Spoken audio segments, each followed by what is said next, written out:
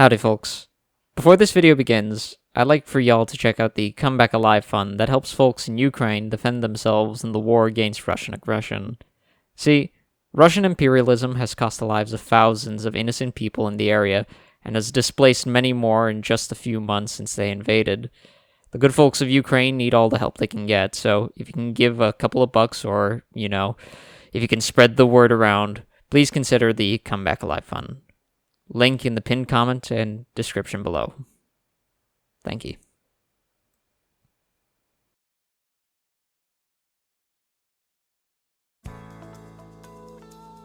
So recently, I've been running through Demon's Souls with my good friend Steve, and I'm not talking about the 2020 Bluepoint remake. Instead, we've been hacking and slashing our way through the original 2009 release on our old PS3s, and we've been having a really fun time with it. And it's all thanks to the hard work of a few dedicated fans who sought to preserve the genre-defining online system that was birthed in Demon's Souls, after it was announced that the official servers would be shut down in 2018. Thanks to these guys, a core aspect of Demon's Souls, and, well, gaming history, has been preserved. Now anyone with a copy of Demon's Souls, be it on original hardware or emulation, can get the full, original Demon's Souls experience. It's honestly really cool that fans are willing to put in the effort to restore and preserve works so that they can be played as they were intended. Because, FromSoft and Bandai Namco sure as hell haven't. Because while folks are able to play Demon's Souls online in 2022, folks on PC are still not able to play Dark Souls 1, 2, and 3 online after 3 months. During the massive hype window surrounding Elden Ring's release, a security exploit was found in the Souls games that would, to put it simply, give hackers access to your PC. Now, of course, that's a valid reason to shut down the servers for a bit. However, it's been a long while since this maintenance shutdown was enacted, and since then, both FromSoft and Namco have been pretty hush-hush about the whole situation. The last official update regarding the online shutdown was posted on Steam on April 8th, 2022. However, this update is actually just a copy and paste of an update that was posted on the Dark Souls Twitter back on February 9th, 2022, which was before Elden Ring even came out. However, that's only on the official side of things. In early April, Steam users noticed that any mentions of the game's online aspects had been removed from the Steam pages. Whether or not this is because the servers have been shut down long enough to where they don't want to confuse potential buyers into thinking that those online aspects are still functioning, or because they don't plan to bring them back at all, well, no one really knows at this point. Whether or not FromSoft or Namco bring the servers back is up in the air, but even if they do, and knowing my luck, they'll do it before I get this video out, I think there's an important lesson to be learned here that folks kind of want to ignore. That FromSoft isn't your friend. They don't really care about you, because no company does. What they really care about is if you make them some money dollars or not, and beyond that point, they genuinely couldn't give a damn about you one way or another. I feel like most folks should know this by now, and to their credit, most do. But I still see folks defending FromSoft as if they're exempt from the criticism that we place on other game devs and publishers for whatever reason.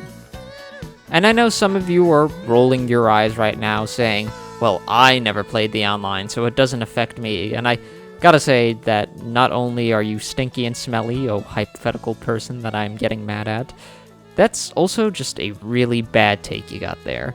It's like saying that it's fine that Quake doesn't have deathmatch because you don't play it, even though it's a pretty integral part of what made those games themselves, essentially. With the exception of Sekiro, each game is designed with co-op and PvP in mind, however wonky it tends to be. The messaging and bloodstain systems have their place for a reason, and just saying, yeah, well, you can still play it offline, bro, for Dark Souls is just like saying, well, just play with bots, bro, for Quake. It's a dumb argument. Game preservation is something that I, and probably a handful of others, value. Yet, preservation isn't just being able to run a game or not, it's also being able to partake in the full intended experience. As games grow more complex, they rely on more moving parts, like online functionality. Yet these sorts of things aren't really maintained as they should be, and after a few years, these aspects of a game are tossed to the side for new, more profitable horizons. I mumbled the shit out of that last part. If we're lucky, nerds with too much free time on their hands will make sure to uphold and preserve the experience for us, but if not, they're just lost to time. And it's a real shame that such an important aspect to some really fantastic games has been lost to a lot of people. Some of these games aren't even a decade old at this point, and you'd think that FromSoft or Namco would take more care of the game that ultimately won them the Ultimate Game of All Time Golden Joystick Award, but they don't. They clearly didn't care to officially patch the Prepare to Die edition to make it playable. Instead, they delisted it and sold a below-average remaster for double the price. And they didn't even offer a free upgrade to those who own the original, like with BioShock or Skyrim, if you had all the DLC, that is. Instead, you just got a little 50% off coupon so you could buy the game for the exact same price that the original cost you, so you can get it again. With Elden Ring being FromSoft and Namco's new cash cow, they don't really have much of an incentive to go back and fix the games they already took your money for. They're a multi-million-dollar company. If they really cared, they could have fixed the issue some time ago. But they don't. Because to them, like any other game company, games are disposable. Unless you could milk more cash out of them, they're one and done like a Kleenex. And just like any other scorned video game company publisher, like EA, Ubisoft, or Activision, FromSoft isn't your friend.